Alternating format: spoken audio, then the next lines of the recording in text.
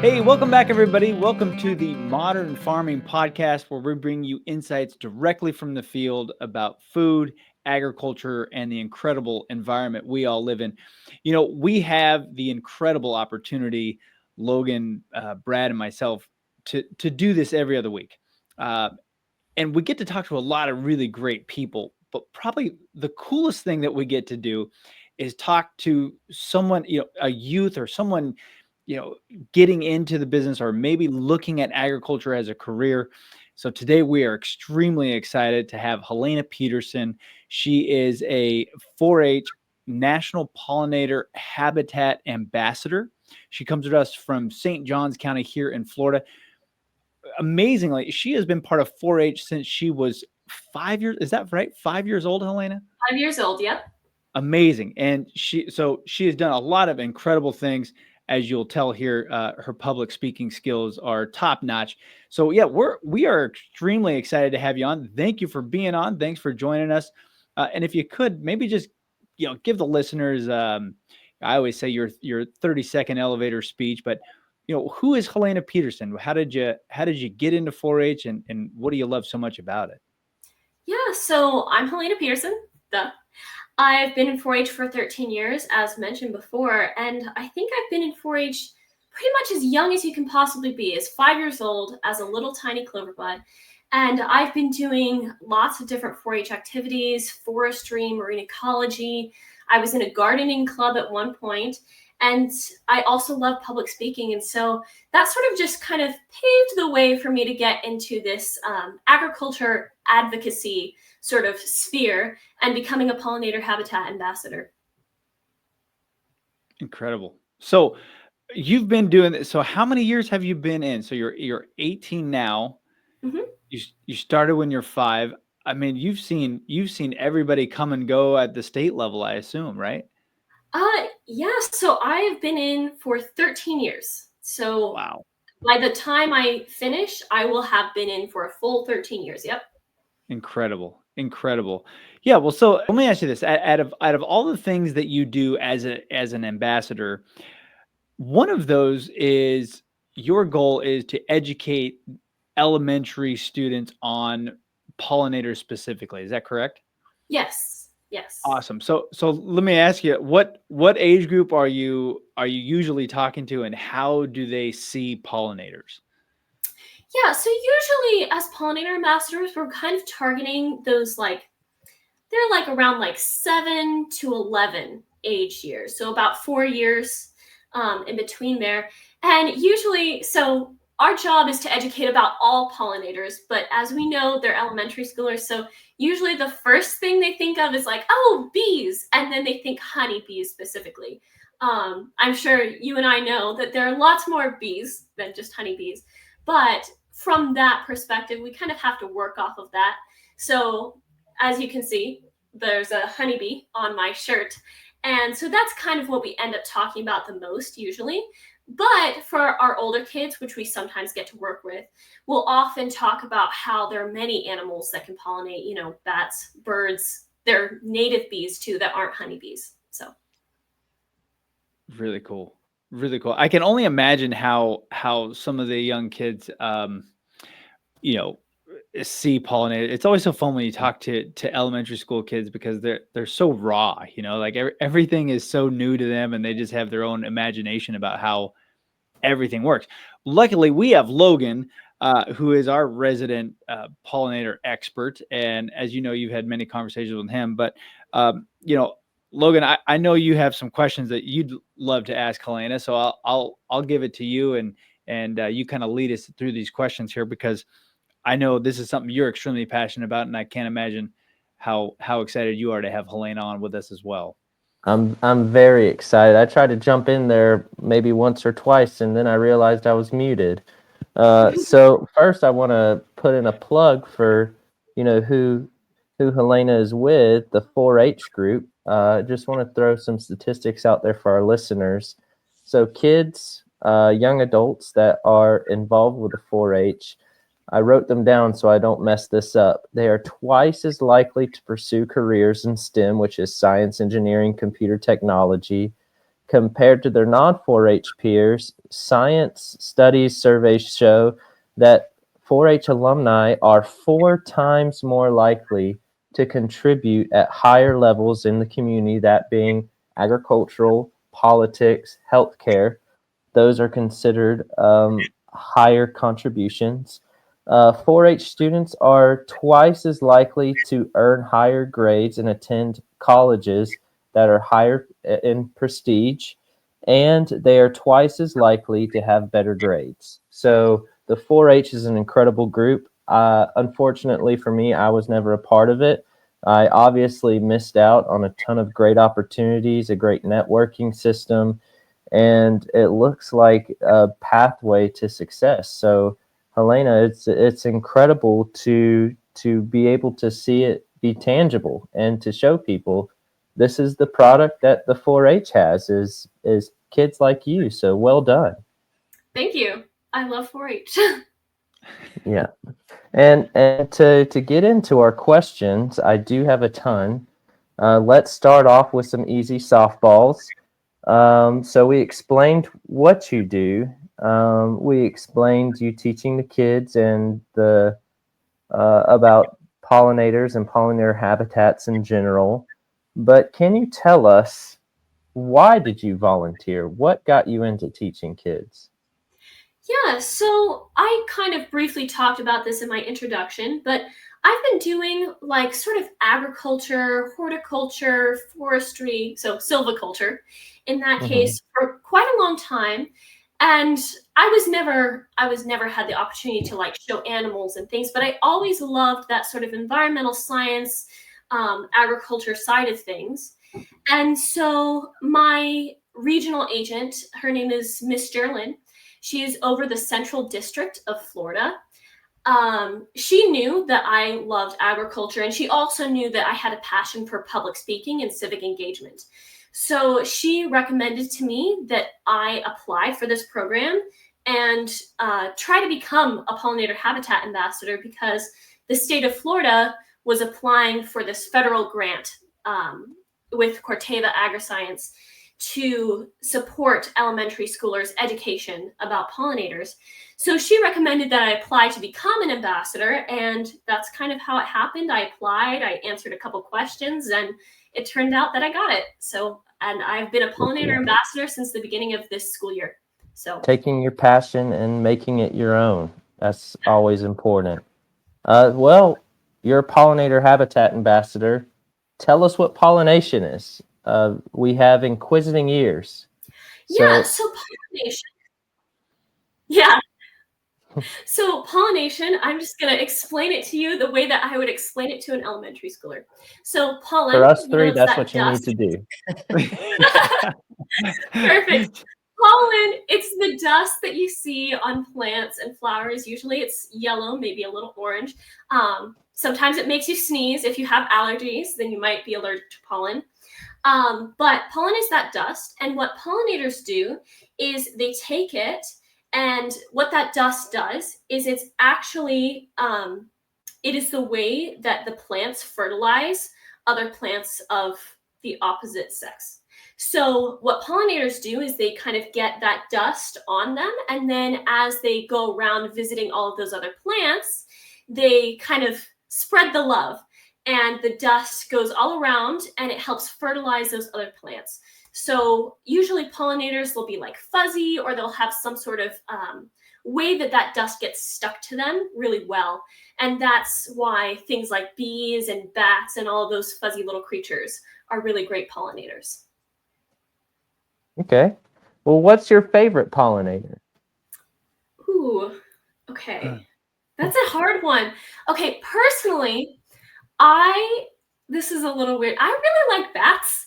I think that they are kind of an underrated pollinator, bats and moths, because there are certain plants that only flower at night.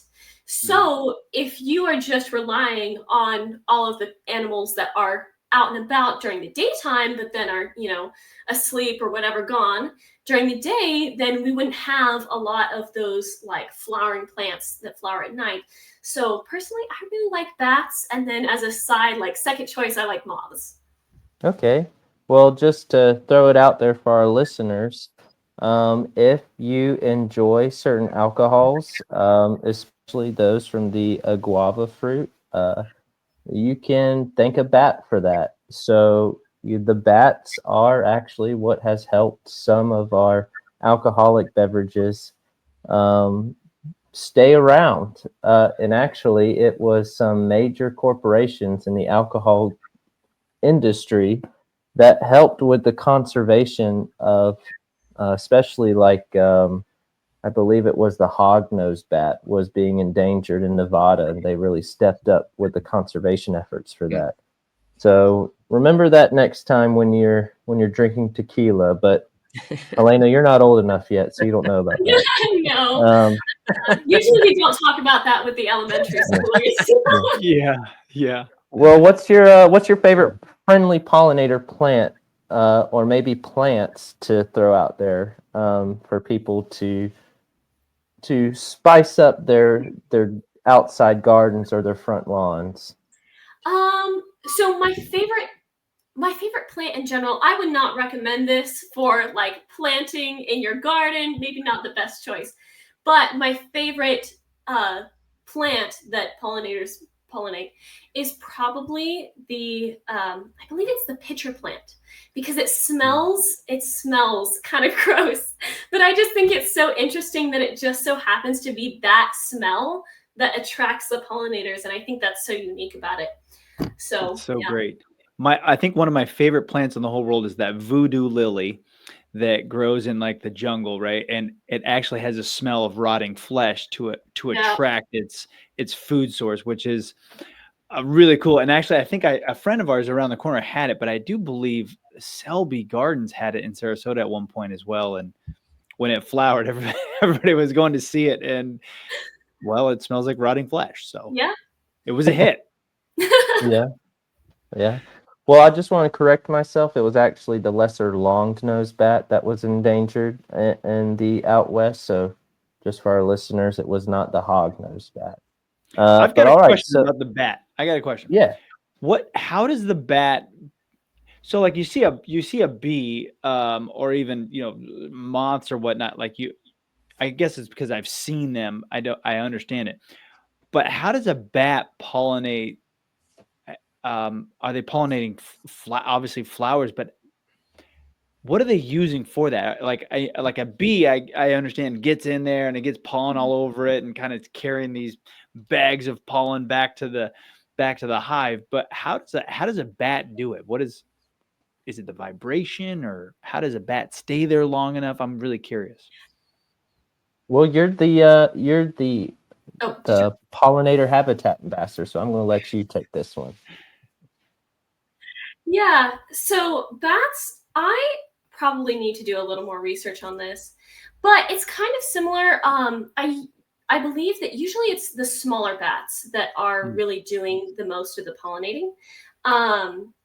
But it's kind of similar how they're kind of fuzzy and they get that pollen stuck on them.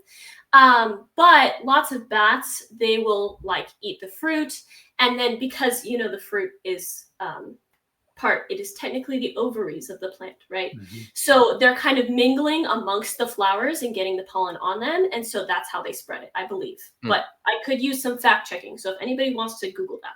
Specifically for the lesser long-nosed bat, it uses its sugar seeking preferences, so it will drink the nectar, and then using its nose, its face, and its snout and its tongue, that's how it gets all the pollen, just covering it. And then as it moves from flower to flower, that's how the fertilization occurs, at least for that bat. But of course, there's many different types of bats, many different types of feeding methods. And so as some bats do feed on the fruits, there could be a lingering bloom that they come in contact with and moving flower to flower. Exactly as you said, that mutual relationship between the two species, pollinator and plant, can happen in many different ways. Yeah, I think And it'd just be really cool to see that National Geographic picture of like a bat with pollen yeah, all over its face in the middle of the night or something. You always get to see that with moths or bees for sure, but I've right, never seen it with a bat. Yeah. So right, whoever's taking those kind of pictures, I'd love to see it. But really interesting. I think yeah, like I said when we talked earlier, you said that most of the kids they always think of bees, and rarely, even myself, did I ever think of moths and bats as hmm critical pollinators, not just for fruit crops, but just life in general. I mean, there's a whole bunch. Isn't it the nightshade family that does a lot of flowering in the evening? I do believe so, but again, I could use a little fact checking on there. Yeah, yeah. There's hundreds, maybe Yeah. even thousands of species that it's very it's very specific. Mhm. From uh, I know certain cacti flower at night. Yeah, So there's just so many. I Yeah. mean, yeah, And I am but aware, yeah, certain flowers only bloom during certain times of the day. So some of them actually only bloom during the evening or during the mhm. morning. So it really depends on what we're talking about. There are lots of them. so to keep things moving, I'm going to increase the pitch on you. We'll move on to some harder questions. What are some simple things that kids and parents can do at their house to help pollinators thrive in their home habitat? Yeah. So honestly, one of my favorite things to do with kids is because they, usually they think of bees, but then lots of times I'll say, did you know that hummingbirds are pollinators too? And they think like, you show them pictures of hummingbirds and they're like, oh, that's so cute. I love hummingbirds. So one of my favorite activities that's really hands-on with little kids is I like making those little, like, those little hummingbird feeders that you can make, and you mix up some, like, basically sugar water, and then the Mhm. hummingbirds will take that. And it basically helps support the hummingbirds coming to that area. And then they'll end up kind of lingering there and pollinating the flowers around there. So, and they love a nice hands on activity where they can see what they're talking about, they can see the birds, they love it. No, that's really good stuff too. And we brought up different times of day and how important it is to have a diverse set of pollinators, but it goes both ways, right? You know, the plants need the pollinators, but the pollinators also need the plants. So being able to plant a diverse, we talked about things that bloom at night, maybe like angel trumpet Yeah. that blooms more in the evening. Then you have lantana and Indian blanket, some natives for the hummingbirds and butterflies, and maybe some coreopsis and some what's a high yielding coneflower, stuff that yields high nectar for more of your bees. Because I mean, Florida has 300 different species of native bees, from sweat bees, bumbus, to all sorts of things. So that's really great advice. So now I am going to move into more of our difficult stuff. So I love the conversation again. We've actually answered one of my expert questions of how do different pollinators pollinate, from butterflies to hummingbirds. How do they pollinate in unique ways? And we talked about bats and how they pollinate differently than bees. But butterflies, they can't carry much pollen on their bodies, can they? So instead, they use their straw-like proboscis, sip the nectar, brushing their legs and wings against pollen in the process, and they use their feet to taste the flower. So, there's just so many different ways, so many different species. It's not just honeybees that do pollination, though, of course, honeybees take up most of the pollination. But I guess to transition best, with all of these unique species, all these complexities within the pollination world, what are some common threats to pollinators in a general sense? How can we help protect them? Yeah, so as with a lot of our problems, like environmentally, it comes down to habitat loss. Is In Florida, we're kind of losing those like wild flowers that those spaces where it's just wildflowers and blooming plants that those pollinators thrive on. So one of the best things we can do, like you mentioned earlier, is planting those gardens and making those spaces. Honestly, one of the things that I think is really great that lots of people have just started doing in Florida is like going down the highway, and basically on those medians they just scatter wildflower seeds, and it kind of just brings back, it utilizes that extra kind of just wasted space on the highway, and it utilizes it for the good of the pollinators. So I would say probably the greatest threat is just, we're losing land, development for whatever, houses, businesses, whatnot. And so we're losing those wildflowers that used to support our pollinators. Yeah, especially the hyper-specific ones, like a lot of our butterfly species, most specifically the monarch. A lot of people think milkweed is a weed that they don't want in their yard, coin the common name. But milkweed is one of the only host that monarchs will go to.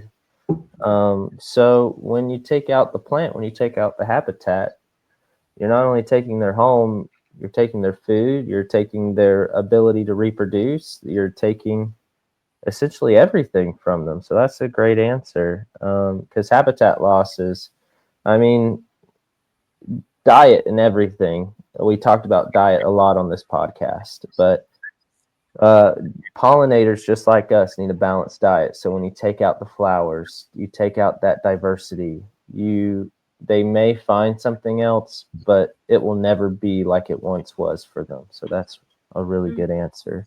Yeah, Logan, you mentioned the monarch, and it's one of its only food source. There was a conversation between all the native plant growers in the last 2 or 3 years here about there's and I don't really remember what the challenge was, but I believe there's a more native milkweed, and then there's another one that we're supposed to cut down over the winter. And there was a lot of conversation. I know in the Florida Native Plant Society, there was a lot of conversation about it. I just wasn't sure if you two knew anything about that or whatnot, but I'm just kind of curious because there are a lot of people, and probably a lot of our listeners, who love the idea of like a pollinator strip. We have one out on our sidewalk between us and the street, and there was a question of what to plant, and I think some people got scared about planting any milkweed because they didn't want to plant the wrong one. I mean, there's without being there, I'm not sure exactly which one they're talking about, because I can list at least 4. There's the bright orange one, the butterfly milkweed. There's the one that you see growing just all over the place on the side of the road. That one's called pinewood. It grows a little bit taller than all the rest of them. The white swamp milkweed, the regular swamp milkweed. So, and I mean, I know there's the milkweed aphid, and I know that the milkweed aphid really prefers the butterfly weed, which in return, aphids are pests, and then that pest could prey on other things. But maybe it was more the aquatic milkweed, the small white flowers.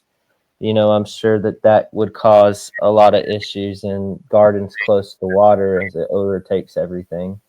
But the only non-native that I can think actually goes along with sage too is tropical milkweed, tropical sage. That has really been going out and overtaking places, and that one's pretty controversial. So if I had to take a guess, as it can disrupt the monarch's migration and harbor parasites for the butterfly, that one might be the one that they're talking about. Sure. Might be worth afterwards. Maybe we'll get something posted on our website, because I do know it was it was a big deal with the native pollinator. Like, it was as a big YouTubers say, leave comments down below. Let us know which one it is. Yeah, somebody will know. I'm sure of it. Somebody will know. Yes, I actually just I was looking through the UF website, so this very official information, and yes, you're 100% right, Logan. It is the tropical milkweed. So it has like yellow and orange blooms on it, versus our native milkweeds are just kind of they're just like an orangey yellow, whereas this one has a combination. And yes, exactly like you said, it's commonly available, but it's not really the kind of milkweed that we want in Florida. So I've Awesome. been Look at doing that. a lot of Real-time work with, data. yeah, there you go. Full down to the reading it straight from the source, UF. That's right. yeah. But I've been working a lot with hummingbirds lately, with some different research entities. Do you have any knowledge on hummingbirds that you can share with us and the listeners? Any cool facts, something that maybe the common person doesn't know about hummingbirds? Oh, one thing I will say, this is like the one thing I know about hummingbirds. I'm not terribly knowledgeable on them. But their wings, they actually have a different pattern of like flapping their wings, if that makes sense. So someone should look up a diagram again, like post it in the comments down below. Yeah. But it's very interesting. If you look at a slow-mo of their wings, it sort of moves in this I can't think of it, like infinity shape, like a figure eight. Mhm. Yeah, it moves in this figure eight shape. And yeah, you do not see that from other birds. And that is how they're able to sort of like hover in one spot while they Yep. suck that nectar out of the flower. So That's probably two that's major my best things. fun fact. That, I mean, it really is a cool fact, and that is two of the major things that separates them from other birds. I mean, they, as you said, they beat their wings 80 times faster than the other birds, and they're the only birds that can hover sideways, backwards, forwards, and super speed. You know, they can fly up to 60 miles per hour, I think. But yeah, if I was to answer that question from earlier, if I didn't pick bees, which I mean, I ironically I didn't mean to. I just grabbed a shirt after my other job, and it just so happens to be the color of bees. But if I didn't pick bees, my favorite one probably the ruby-throated hummingbird, the most common one. Very cool. But let's see. Well, guys, I actually ran out of my questions. Our discussion has been so great. She answered a lot of my questions as we went. Do you guys have any questions you want to pop in and ask? Of course. Of course. So here's a question. What do so there's probably a bunch of parents listening, right? And maybe their children have had exposure to someone like yourself as an ambassador of 4-H, or maybe not. So what can they tell their kids? Like, what can they tell younger people that maybe are still learning about pollinators or the importance of them? How do you teach them? Like, that's a difficult age group to get some complex ideas across. I'm sure they haven't gone through the whole, anatomy of a flower, as you said. So I'm really curious, how do you convey this extremely important message, especially here in Florida, to elementary school kids? So, in terms of teaching methods, one of the things that we found is super useful is, so little kids, they love to play pretend, right? We've all seen little kids play pretend. So, one of our favorite things to do is have them like simulate pollinating a flower. And so, what we'll do is, this is an activity that you can do at home, by the way. It's really helpful. And I find that the kids really get to understand it more than just kind of showing them a picture or a diagram or whatnot. So what we do, I wish I had one of them with me, but we just have a brown paper bag, and at the bottom of it, we have like some starbursts. And on top of those starbursts, we have these cheese puffs, and the bag kind of represents the flower. And then the starbursts represent the nectar. And so as the bee, which we have these elementary schoolers pretend to be a bee, and of course they love that. And so they'll be buzzing around and they'll stick their hand through the cheese puffs to get the starburst, and they get this yellow orangey dust on their hands.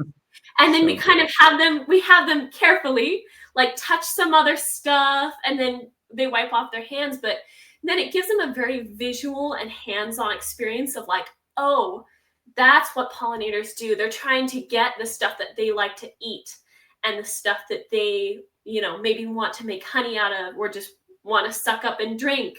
But while they're at it, they get this powder, which is pollen, on their hands, and then they touch a whole bunch of other stuff, which gets it all over the place.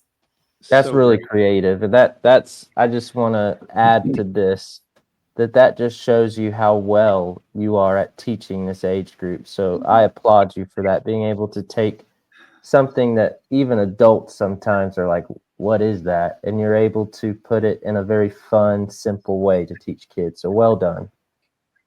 Thank you. Yeah, that's a great little experiment.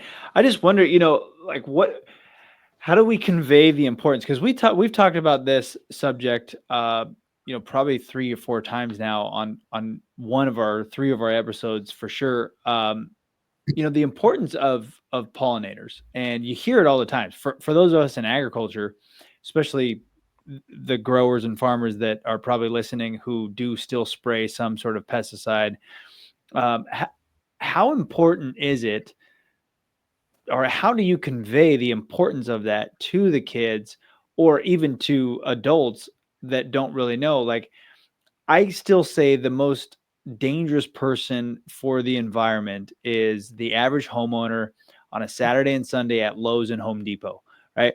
There's all kinds of products in the lawn and garden section that are available, and they're at lower rates, but some of those products, Brad and I would need a license to go and spray those on a crop, but you can go and buy those at Lowe's and Yeah. Home Depot. And so I think it's really important for us, and we've said it before, but for us to all understand or to convey to the listener how incredibly important not just bees are, but all of our pollinators and some of the ways that we might be able to, mitigate their loss.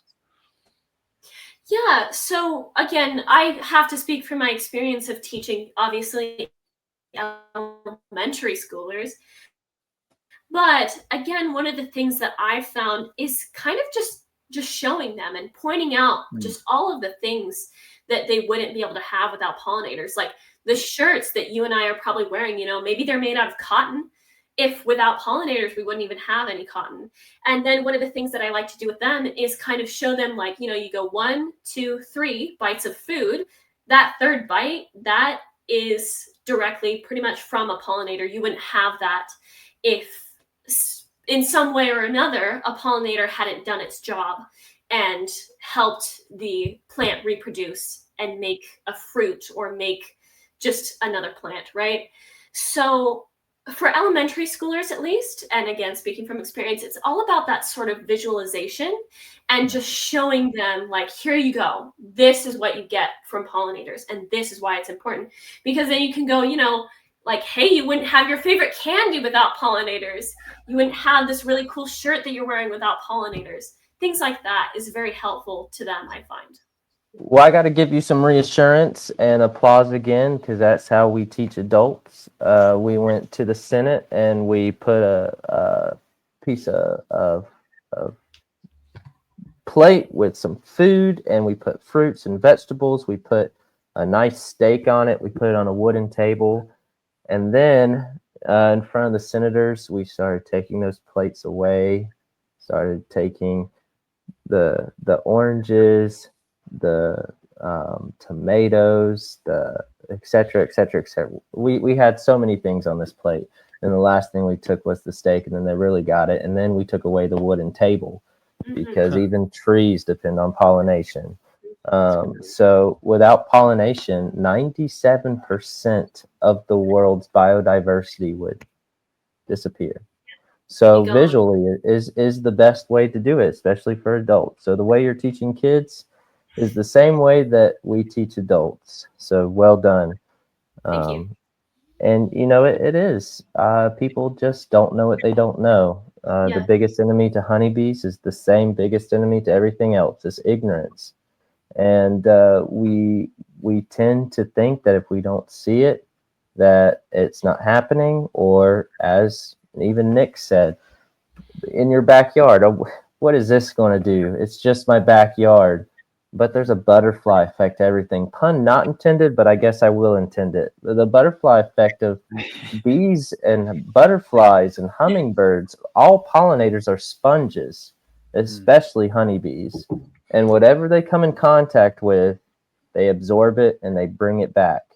And over time, that does a lot of damage. And if John, Jack, and Jill are all doing it at their house, that's a lot of exposure.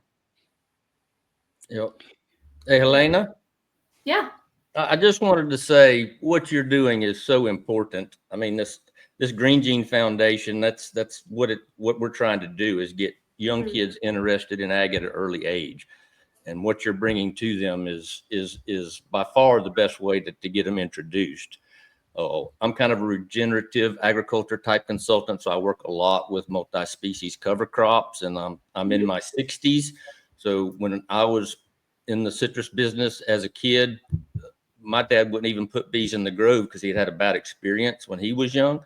But we just let weeds grow all the time, and we had all the pollinators in the world, and we did fine. You know, it's the system the way we grow today, this monocropping system. We have to have people, bringing bees into our crops. Where if we taught the diversity, like it's kind of what you're laying that that base down for these kids, it's just to get them thinking about that at 6, 7, 8.